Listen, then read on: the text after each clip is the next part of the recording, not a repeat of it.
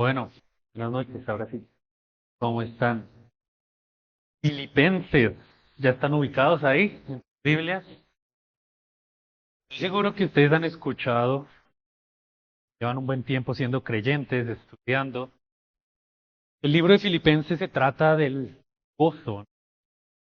Bueno, si vieron eso, quiero decirles que les dije.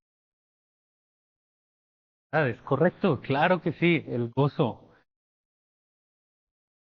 En el texto de Filipenses, entonces esos 4 capítulos, las palabras relacionadas con gozo, regocijarse, aparecen 16 veces. Vamos a verlas todas en un momento. Y ese dato es más impresionante aún si comparamos la cantidad de usos de esos términos gozo, gozarse en Filipenses con la cantidad de usos de esas palabras en las epístolas paulinas, el resto de las cartas que escribió Pablo. Por ejemplo, en Romanos, los términos gozo, gozarse aparecen 6 veces en 16 capítulos.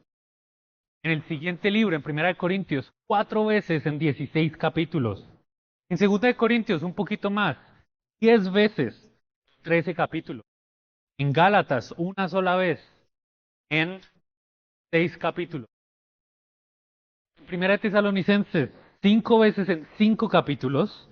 En algunas cartas de Pablo no aparecen. Y luego en Filipenses tenemos ese término 15 veces en tan solo 4 capítulos. Hay una clara saturación, un claro énfasis en ese tema. Todos los capítulos aparecen. Sin embargo, debemos definir de qué tipo de gozo está hablando esta carta. Porque la verdad es que hay muchos tipos de gozo, hay muchas razones por las cuales uno siente alegría, felicidad. Muchas veces hay gozos, alegrías momentáneos y superficiales, como cuando llega la selección. Y uno como que se va a la cama con una sonrisa, ¿sabes, no? Ay, ganaron. Y al otro día madruga a trabajar y se da cuenta que para nada, que los problemas siguen ahí, nada le sirvió para Colombia. Y se fue, gozo. Listo, eso está bien, eso es parte de la vida, chévere disfrutarlo, pero hasta ahí llegó. Hay otro tipo de gozos más trascendentales. Tener un hijo, que se bautice un hijo, como que uno se case, también da un gozo más profundo. Entonces, sí, el libro de Filipenses es un libro sobre el gozo, pero no cualquier gozo así en términos genéricos, por cualquier razón. No es un libro de ética y valores cristianos que nos va a dar una definición técnica, científica, exhaustiva del gozo. Más bien, el gozo del que se habla en este libro es el gozo que viene de llevar una vida sin Cristo y su pueblo, predicando a Cristo, dando a Cristo, dependiendo de Cristo, o como lo hemos titulado en esta serie, el gozo que viene de seguir a Cristo. El libro nos habla de varias maneras en las cuales al seguir a Cristo tenemos un gozo muy profundo, duradero, verdadero. De ese tipo de gozo nos va a hablar el libro. Y en un momento vamos a ver un panorama de cómo ese tema se desarrolla a lo largo del libro. Pero antes de mirar eso, miremos brevemente el trasfondo del libro. ¿De dónde salió esta iglesia y qué estaba haciendo Pablo cuando escribió? Vayamos a Hechos capítulo 16 para eso. Hechos capítulo.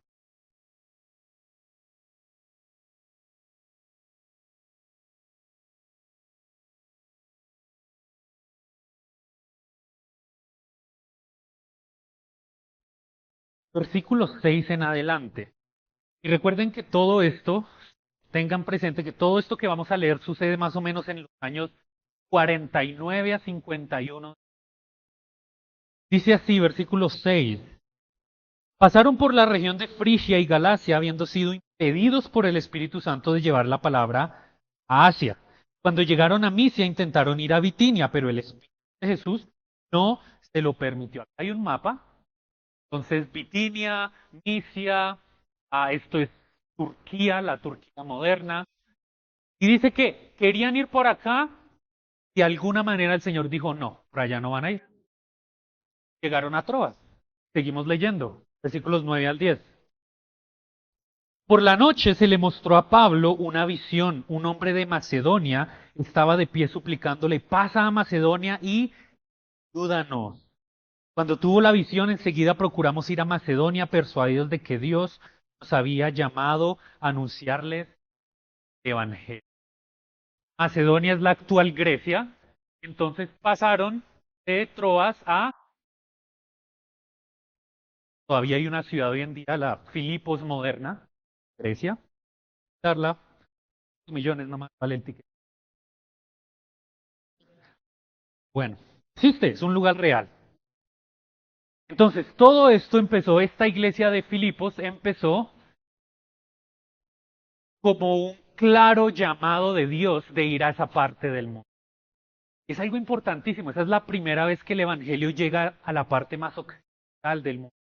Europa continúa, eventualmente.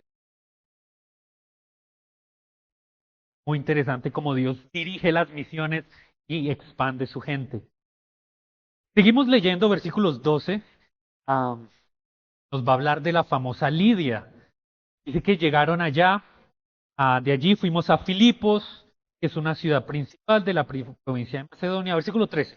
En el día de reposo salimos fuera de la puerta a la orilla de un río, donde pensábamos que habría un lugar de oración. Nos sentamos y comenzamos a hablar con las mujeres que se habían reunido. Y estaba escuchando cierta mujer llamada Lidia, de la ciudad de Tiatira, vendedora de telas de púrpura, que adoraba a Dios. Y el Señor abrió su corazón para que recibiera lo que Pablo, la primera conversa en esa parte del mundo. Y luego más adelante, si seguimos leyendo, no lo vamos a leer por tiempo, tenemos la historia de la muchacha divina, que los meten en la cárcel, el carcelero de Filipo, ¿verdad? Versículo 32. Y le hablaron la palabra del Señor a él, al carcelero, y a todos los que estaban en su casa.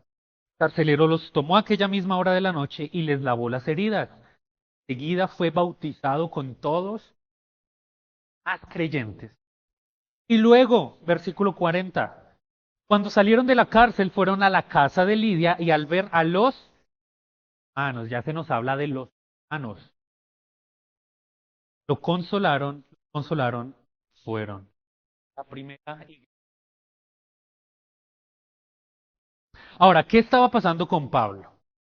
Bueno, Filipos es una de las famosas epístolas de la prisión.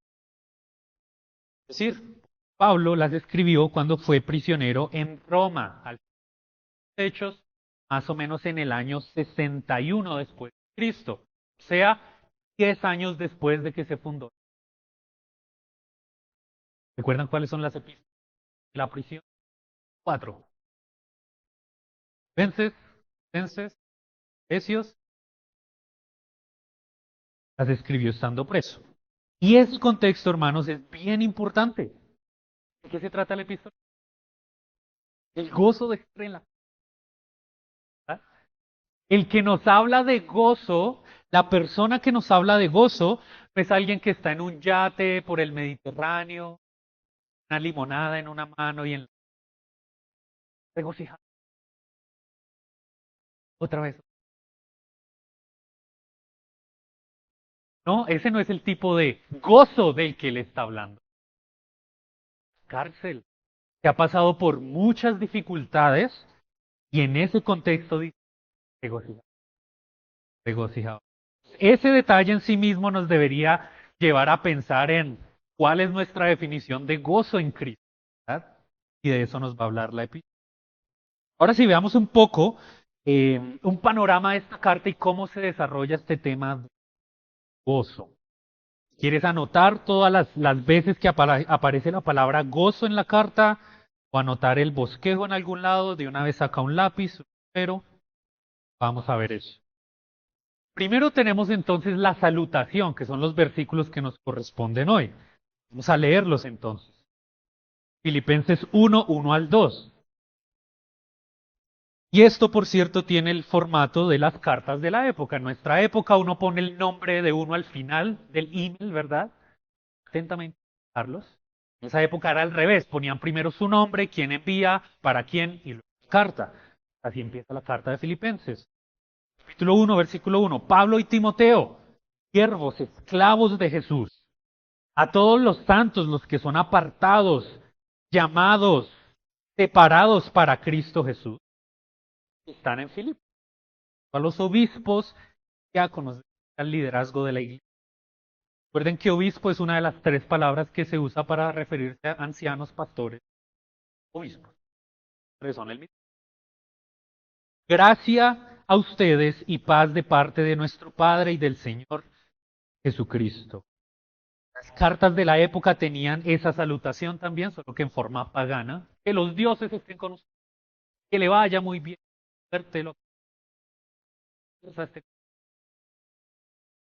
pero Pablo lo que hace, los creyentes la modifican y la cristianizan y ponen, en vez de eso, que la gracia y la paz de Dios. Esa es entonces la salutación. Después de esto ya entramos en lo que llamaríamos el cuerpo de la carta. Y acá vamos a ver rápidamente 7 grandes secciones y cómo se desarrolla el tema del gozo en cada una. Primero tenemos, que podríamos llamar la oración gozosa de Pablo. La oración gozosa de Pablo. Piensen los versículos 3 al 4. Doy gracias a mi Dios siempre que me acuerdo de ustedes. Pido siempre con gozo. La primera vez que se usa la palabra en la carta. En cada una de mis oraciones por ustedes. Primero nos habla de las razones por qué él ora con gozo y nos va a decir que es porque ellos participaron con él en el Evangelio, que Dios perfeccionará la obra que empezó en él, que él los ama profundamente. Y después de hablarnos de las razones de su oración, nos habla de la petición de su oración. Es decir, ¿qué está pidiendo por ellos? Y en resumen nos dice que Él pide para que crezcan espiritualmente, crezcan en amor, para que sí estén llenos de fruto, para la gloria de Dios. Entonces Pablo abre su carta mostrando cómo Él estando en la prisión está orando con gozo, porque a Él le da gozo el crecimiento espiritual de los cristianos, ver la obra de Dios en él. Él desea que... Pasamos entonces a la segunda sección del libro, el gozo del progreso del Evangelio en la adversidad. El gozo del progreso del Evangelio en medio de la adversidad. Esto lo vemos en versículo. Veamos el versículo 12 para que nos demos cuenta que de eso se trata esa sección. Quiero que sepan, hermanos, después de orar, quiero que sepan, hermanos, que las circunstancias en que me he visto han redundado en un mayor progreso del Evangelio. Estar en la cárcel ha resultado en cosas buenas para el progreso del Evangelio, de la obra de Dios. ¿Y de qué manera? Bueno, nos va a decir dos maneras. Primero, él va a decir que gracias a su encarcelamiento, Cristo está siendo predicado más. ¿Por qué? Pues porque los hermanos al ver ese encarcelamiento para predicar. Y luego él va a decir que algunos lo hacen con mala intención, porque se aprovechan de que como Pablo está en la cárcel, entonces ahora es mi turno de brillar. Pablo es cristiana, pero bueno, están predicando de esa manera. Y luego él dice, otros lo hacen con buena intención, porque son mis amigos, colaboradores. Y luego él dice, de cualquier modo, sea con la buena actitud, con la mala actitud, Cristo está siendo anunciado y en eso me gozo. Versículo 18. Entonces, ¿qué? Que de todas maneras, ya sea fingidamente o en verdad, Cristo es proclamado y en eso me regocijo. Me regocijo. Ahora hay otra cosa que él nos dice. Otra manera en la cual el Evangelio ha progresado en medio de la adversidad. Es que él va a decir que pase lo que pase con él, sea que viva, sea que muera, Cristo será glorificado. Eso me. Si me muero, dice Pablo, es ganancia porque voy a estar con Cristo y eso es mucho. Y si salgo de la cárcel, pues sigo sirviendo a Cristo, a los hermanos. Fíjese el versículo 25. Convencido de esto, sé que permaneceré y continuaré con todos ustedes para su progreso y gozo. Pero cuatro. Ya deberíamos tener cuatro palabras marcadas. Versículo 18 teníamos dos, acá tenemos gozo. Entonces, en resumen, esta sección, ¿cierto? Es bien impresionante, es mi favorita de la carta, porque nos da la esencia de lo que debe ser el verdadero gozo cristiano, el gozo supremo para el cristiano. Pablo está diciendo, estoy en la cárcel, pero mi gozo no depende de si estoy en la cárcel o si no estoy en la cárcel. Como va a decir más adelante, si tengo mucho o si tengo poquito, si tengo abundancia, si estoy en necesidad, si estoy cómodo, si estoy incómodo. Ese no es mi gozo supremo.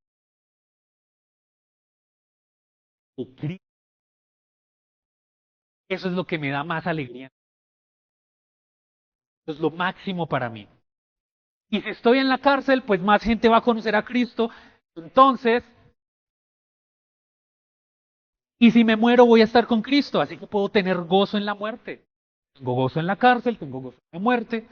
Y si salgo de esta cárcel, pues puedo seguir sirviendo a Cristo. Tengo gozo. Sea como sea, tengo gozo.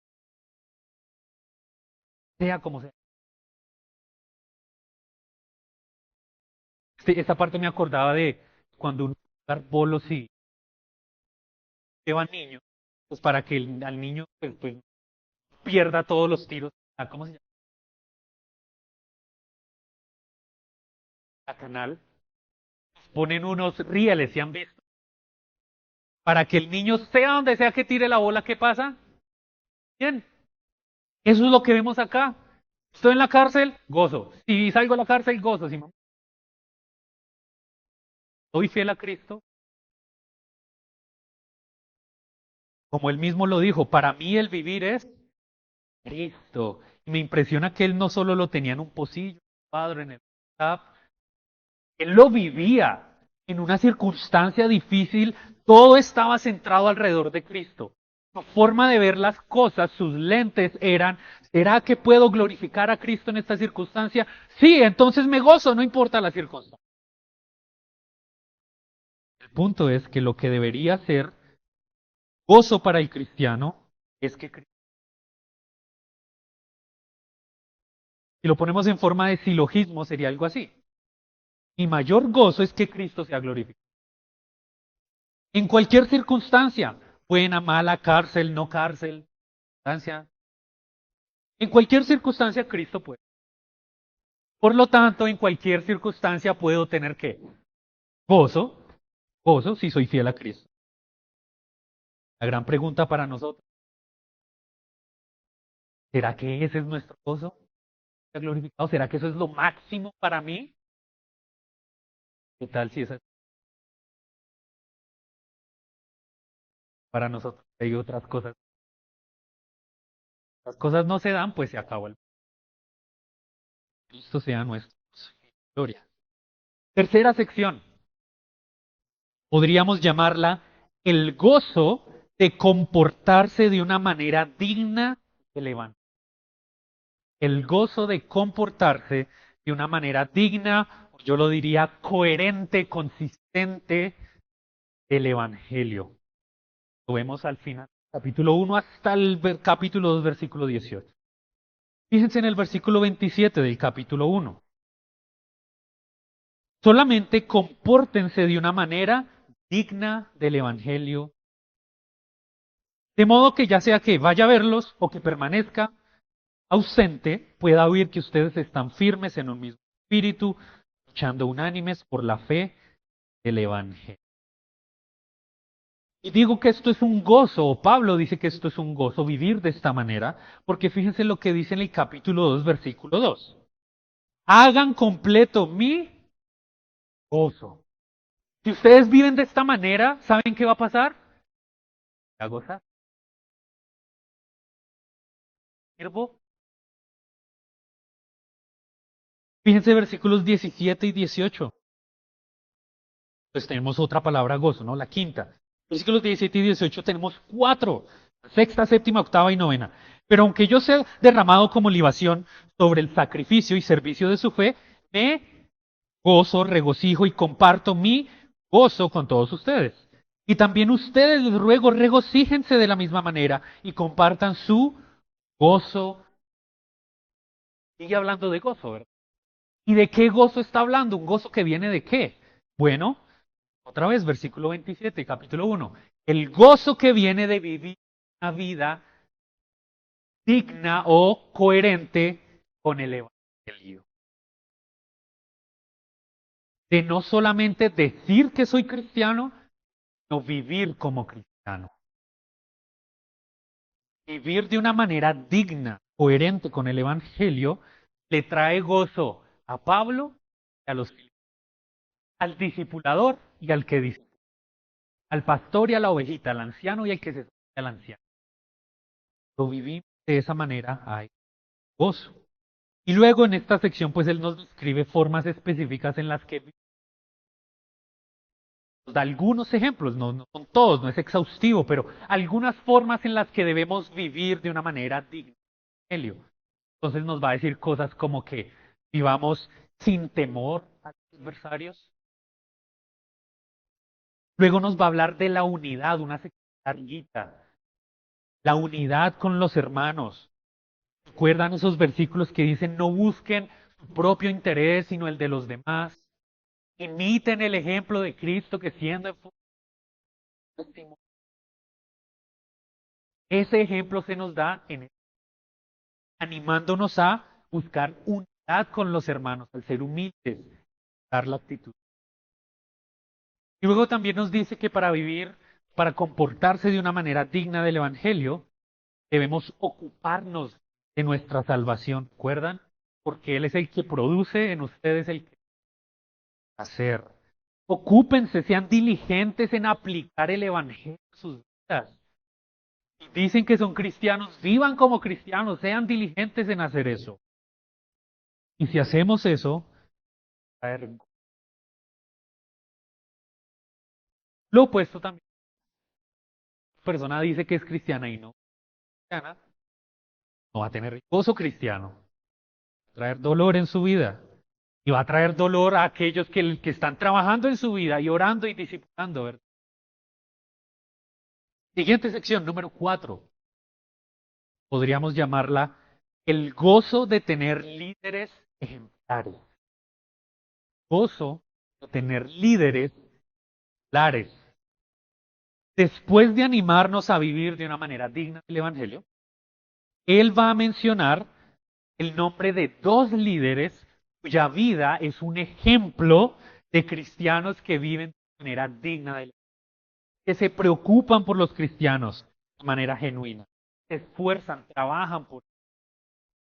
Fíjense ahí el versículo 20 del capítulo 2. Pues a nadie más tengo del mismo sentir y que esté sinceramente interesado. Dios. Entonces, dos ejemplos nos da ahí. Uno va a ser Timoteo, lo vemos ahí en el versículo. Y el otro, Epafrodito. Los 25, 30. Fíjense lo que Pablo dice en referencia a estos líderes. Versículos 28 y 29. Así que lo he enviado a Epafrodito con mayor solicitud para que al verlo de nuevo se gocen, regocijen. Y yo esté más tranquilo en cuanto a ustedes. Recíbanlo pues en el Señor con todo gozo, número 11. Y tengan en alta estima a los que son, en otras palabras, alégrense de que Dios les ha dado líderes, personas que se interesan, que oran por ustedes, que trabajan por ustedes, se preocupan por ustedes. Eso también es parte del. El Señor provee personas que se preocupan por nosotros. Y nuestra responsabilidad es, como lo dice ahí, abrir las puertas. ser agradecidos, no permitir que el enemigo, que otras personas creen enemistades entre nosotros y aquellos a quienes el Señor ha puesto para cuidarnos. Eso también mata el gozo. Qué alegría tener. Me preocupa sinceramente. ¿Verdad? Luego pasamos al capítulo 3 y esto ya sería la quinta sección. Podríamos llamarla el gozo de conocer a Cristo. Es todo el capítulo 3. Empieza diciéndonos, versículo 1, por lo demás, hermanos míos, regocíjense, gócense en el Señor. Está número 12. Entonces dice, gócense en el Señor, pero luego, de una forma un poco extraña, al principio pareciera, nos dice, bueno, regocíjense en el Señor, y luego dice, cuídense de los falsos maestros judaizantes.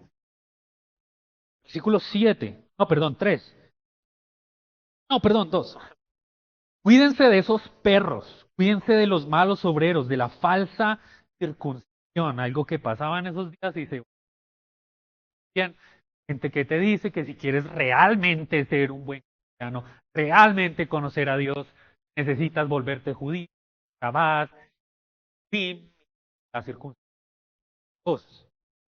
Entonces Pablo dice, cuidado con esos perros, cuidado con esos falsos maestros. Y en esa sección él empieza un discurso de cómo estos falsos maestros llevan a la gente a poner su confianza en la carne. Pablo dice, vea, yo tengo mucho que confiar en la carne, yo era fariseo, yo... Versículo 7, 3. Pero todo lo que para mí era ganancia lo he estimado como pérdida por amor de Cristo. Y aún más yo estimo como pérdida todas las cosas en vista del incomparable valor de conocer a Cristo. Luego nos habla de... Entonces nos dice, cuídense de los falsos maestros. Luego nos dice, en vez de escuchar a esa gente, cierren sus oídos, cierren la puerta, más bien sigan el ejemplo de buenos maestros. Versículo 17. ¿Ves? Hermanos, sean imitadores míos y observen a los que andan según el ejemplo y tienen... ¿Para qué tiene que ver todo esto? ¿Cómo cuadra todo esto? ¿Cómo perros y falsos maestros? Bueno, Pablo empieza diciéndonos regocíjense, ¿verdad? Y luego habla de estas cosas. Creo que la implicación, o mejor, el argumento es el siguiente. Los falsos maestros son un tropiezo que le impide a los cristianos gozarse. ¿Por qué? Porque llevan a la gente a quitar su mirada, su confianza de Cristo y ponerla en otro. En el caso de los judaizantes, que la circuncisión,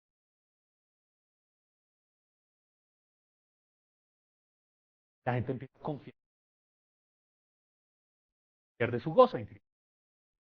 En el caso de, no sé, un ejemplo moderno, la prosperidad, llevan a la gente a poner su confianza y eso quita el gozo. Entonces, para gozarnos en el Señor debemos dejar a un lado todo aquello que nos lleve a confiar en otras cosas, cansar en otras cosas, y seguir el ejemplo de los que sí nos llevan a poner nuestra mirada en confianza. Pasamos a la sexta sección. Podríamos llamarla el gozo de estar firmes en el Señor.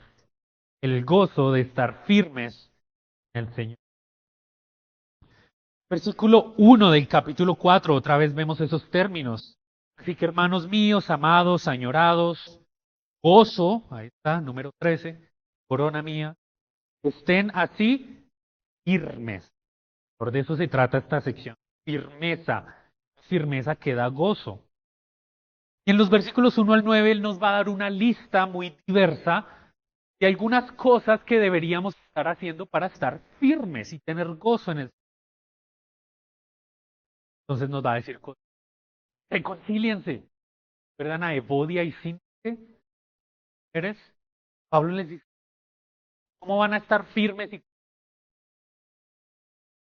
Reconcíliense. Regocíjense otra vez, les digo, versículo 4. Regocíjense. Pues ahí ya deberíamos ir en la número 15. 4, 1, 13, 4, 4, 14 y 15. 15 usos de la palabra. Falta uno, son 16. Pero son- Regocíjense. Otra cosa que podemos hacer para estar firmes. Sean bondadosos con todos. En vez de afanarse, oren. No estén ansiosos, preocupados. En toda súplica y la paz de Dios, etcétera. Mediten en lo que es bueno. En esto pensad. Practiquen lo que aprenden. Todas esas cosas nos van a llevar a ser cristianos. Si no alcanzan a anotar, no se preocupen, de pronto podemos compartir PowerPoint o algo así. ¿Cierto? Y llegamos a la última sección. Podríamos llamarla el gozo de la generosidad, la gratitud y el contentamiento. Versículo 10, ahí tenemos el último uso de estos términos gozo, regocijarse en Filipenses. Me alegré grandemente, Reina Valera dice, me he gozado, me gocé grandemente en el Señor de que ya al fin han reavivado su cuidado para conmigo. Entonces, esta sección se trata de cómo los filipenses le dieron a Pablo una provisión económica y entonces él escribe en forma de agradecimiento, gracias por su ofrenda.